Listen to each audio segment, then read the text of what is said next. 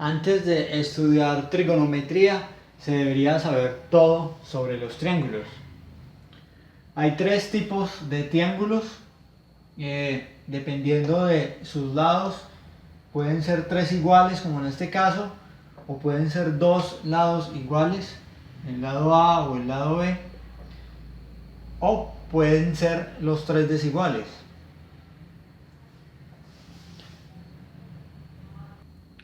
Cuando decimos lados iguales, quiere decir que son del mismo tamaño, del mismo largo. Ahora, ¿qué es un ángulo? Un ángulo es la distancia que hay entre línea y línea.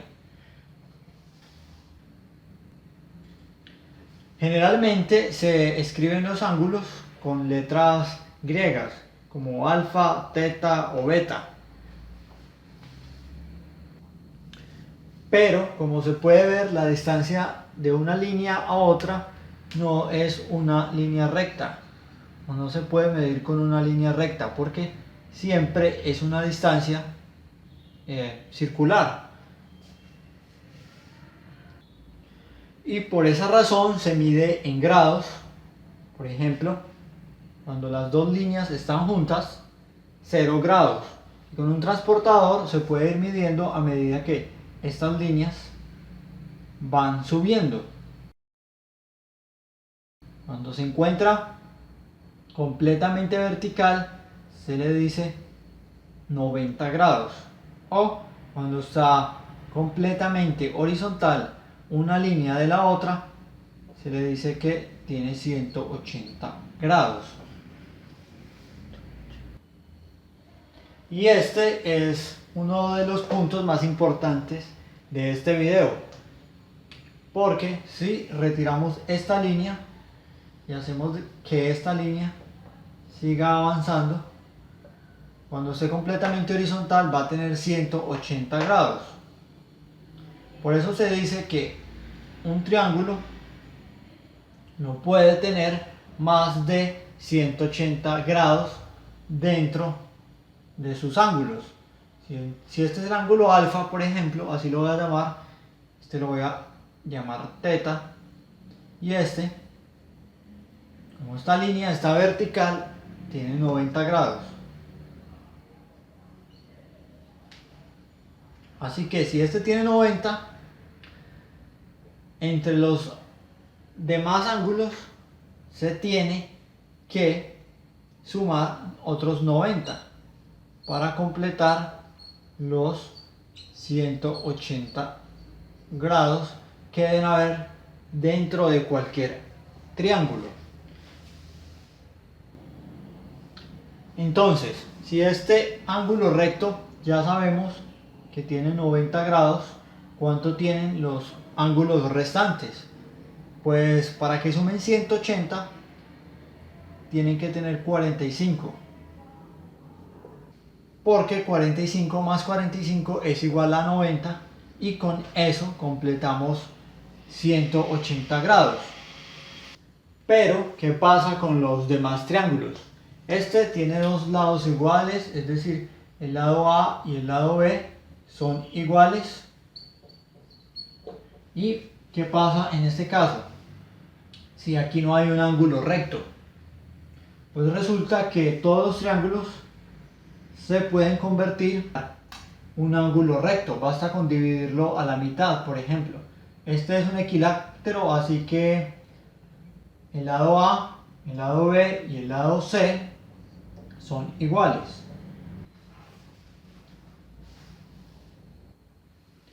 Entonces, ¿qué pasa si al dividir C entre 2 partimos el triángulo por la mitad? Pues este lado nos queda que tiene una distancia C medios y este lado también tiene una distancia C medios, es decir, la mitad de lo que tenía antes. Aunque este lado A y este lado B siguen siendo iguales. Ya tengo un ángulo recto o dos, 90 grados y 90 grados. Pero, ¿será que puedo decir que los demás valen 45 grados? Pues no puedo decir que los demás ángulos valen 45 grados, porque el triángulo que me queda aquí no tiene dos lados iguales como este, en el que A es igual a B. Aquí A es diferente de C medios. Entonces estamos ante un triángulo como este, solo que se ve distinto, es decir, tiene un ángulo recto. Pero entonces, ¿cómo vamos a saber cuánto valen estos ángulos restantes? Sé que la suma total debe ser igual a 180 grados, pero no es suficiente con un 90 para saber cuánto mide el ángulo alfa y cuánto mide el ángulo teta. Es decir, necesitaría dos ángulos más para completar la suma de 180 grados. Y es por eso que vamos a estudiar trigonometría con unas funciones como seno, coseno, tangente, que nos sirven y nos dicen qué ángulos son estos dependiendo de cuánto miden los lados, como en este caso C medios. Es verdad que con una regla y un transportador yo puedo medir en un triángulo recto cuánto miden sus demás ángulos, pero ¿qué pasa si las distancias que estamos midiendo son, por ejemplo, de la Tierra al Sol? No podemos usarlas. Por esa razón, la trigonometría es muy útil cuando no podemos medir.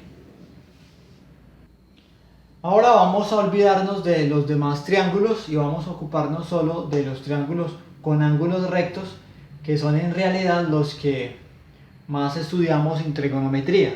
Los demás los dejamos para geometría. Ok, en este caso vamos a ponerle nombres a los lados. A este lado, que está siempre al lado del ángulo, puede ser alfa, puede ser teta. Los ángulos se escogen de forma arbitraria.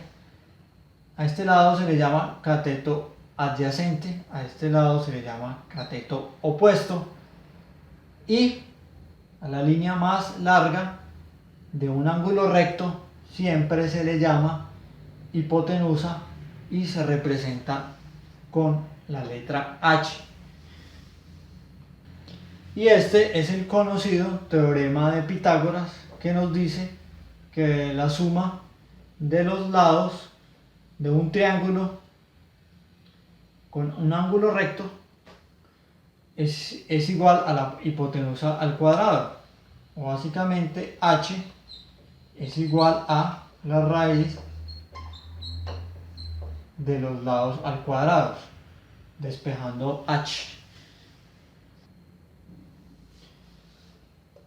Entonces, por ejemplo, si este lado mide 3 y este lado mide 2, reemplazamos en una de estas dos ecuaciones y nos dice rápidamente cuánto vale H.